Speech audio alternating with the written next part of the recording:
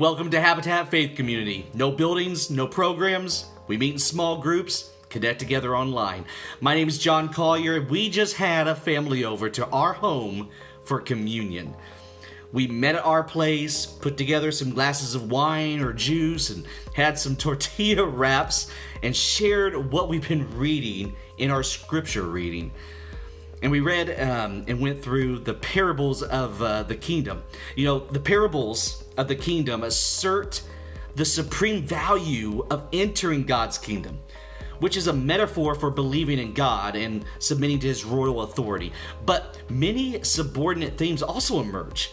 The response that the parables encourage is to believe the gospel as the means for entering the kingdom. I mean, Jesus shares a parable with a big crowd. He put another parable before them, saying, "The kingdom of heaven may be compared to a man who sowed good seed in his field. But while his men were sleeping, his enemy came and sowed weeds among the wheat and went away.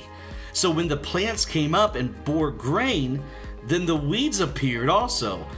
And the servants of the master of the house came and said to him, 'Master, did you not sow good seed in your field? How then does it have weeds?'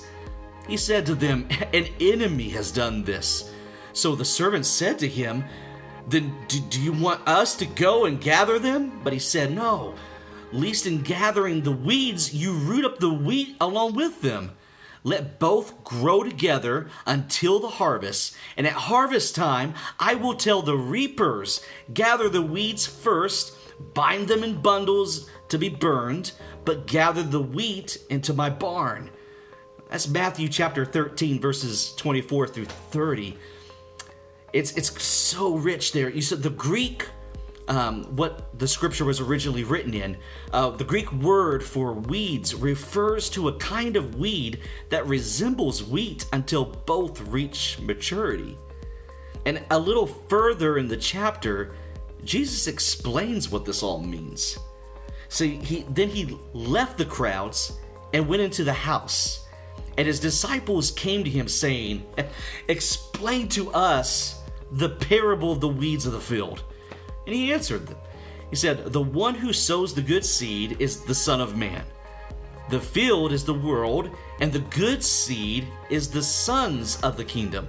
The weeds are the sons of the evil one, and the enemy who sowed them is the devil. The harvest is the end of age, and the reapers are angels. Just as the weeds are gathered and burned with fire, so will it be at the end of the age. The Son of Man will send his angels, and they will gather out his kingdom, all causes of sin and all lawbreakers, and throw them into a fiery furnace. In that place there will be weeping and gnashing of teeth. Then the righteous will shine like the sun in the kingdom of their Father. He who has ears, let them hear." That's Matthew 13, 36 through 43. So Jesus privately interprets the parable of the weeds for his disciples. The blazing furnace, that fire is a common symbol for divine judgment, and the weeping and gnashing of the teeth refers to the day of final judgment. You know, once God's judgment comes, it will be an unbearable place for those who have not just chosen to follow Jesus. The phrase, "the righteous will shine like the sun," it is actually pointing us back to the book of Daniel. It says, "And those who are wise shall shine like the brightness of the sky above, and those who turn many to righteousness, to Jesus, like the stars forever and ever." That's Daniel 12:3. And this has been speaking to me in some kind of way this week. Jesus is not asking us to separate the weeds from the wheat. Let this be a passage that brings you freedom as you walk and share your life with those that are both saints and skeptics of the good news of Jesus. Man, in fact, sometimes you may feel like people are trying to label you as either a weed or a wheat. Man, take joy in knowing that God is not asking their opinion for your judgment. In fact, the only thing that separates the weeds from the wheat is that the wheat has believed in the person and works of Jesus. Because it's the person and works of Jesus that brings us into the kingdom. We can rest and abide in him who has saved us from being the weeds that are just thrown into the fire. So after taking some time to discuss all of this and how it relates to us in our lives, we prayed over the communion elements and we took them together.